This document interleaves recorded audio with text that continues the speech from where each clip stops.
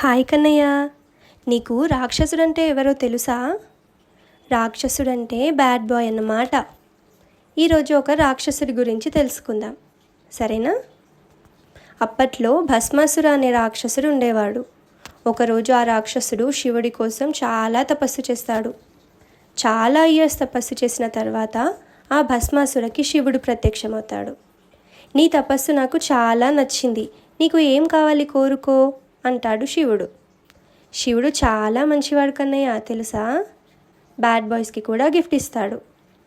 అయితే ఆ భస్మాసుర ఇలా కోరుకుంటాడు, నేను ఎవరి తలపైన అయితే చెయ్యి పెడతానో వాళ్ళు భస్మమైపోవాలి అని.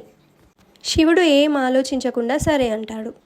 అప్పుడు ఆ భస్మాసురకి అసలు ఇది నిజంగా అవుతుందో కాదో తెలుసుకోవాలి అనిపిస్తుంది.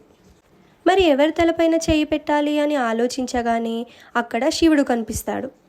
శివుడి తలపైన చెయ్యి పెట్టడానికి శివుడి దగ్గరకు వస్తాడు భస్మాసురుడు. శివుడు ఎంత వద్దని చెప్పినా భస్మాసురు అస్సలు వినడు. శివుడు ఎక్కడికి వెళ్ళినా అక్కడికి వెళ్తూ ఉంటాడు.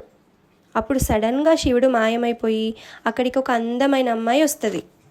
అప్పుడు ఆ భస్మాసుర అమ్మాయిని చూసి ఇలా అడుగుతాడు, నువ్వు చాలా అందంగా ఉన్నావు, ఎవరు నువ్వు అని. ఆ అమ్మాయి చెప్తుంది, నేను ఇక్కడే ఉంటాను, నా పేరు మోహిని, నేను నాట్యం చేస్తూ ఉంటాను అని చెప్తుంది. అప్పుడు భస్మాసురు అడుగుతాడు, ప్లీజ్ నువ్వు నన్ను పెళ్లి చేసుకుంటావా అని. దానికి ఆ మోహిని, నీకు డాన్స్ వస్తేనే నేను నిన్ను పెళ్లి చేసుకుంటాను, లేకపోతే చేసుకోను అంటది.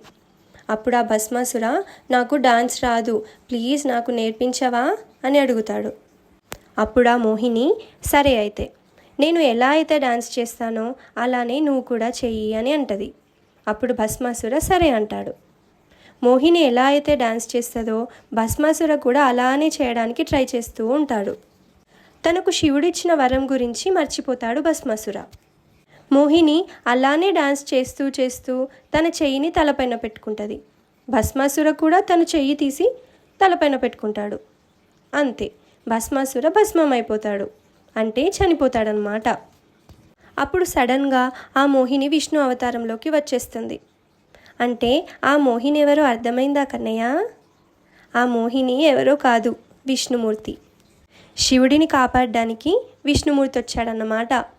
అప్పుడు విష్ణువు శివుడితో చెప్తాడు, శివయ్య, ఇప్పటి నుంచి గిఫ్ట్ ఇచ్చేటప్పుడు ఆలోచించి గుడ్ బాయ్స్కి మాత్రమే ఇవ్వు అని. అప్పుడు శివుడు విష్ణుమూర్తికి సరే అని చెప్పి థ్యాంక్ యూ కూడా చెప్తాడు. చూసావా కన్నయ్య, అందుకే మనం కూడా ఎప్పుడూ గుడ్ జాబే చేయాలి, సరేనా? బాయ్ మరి.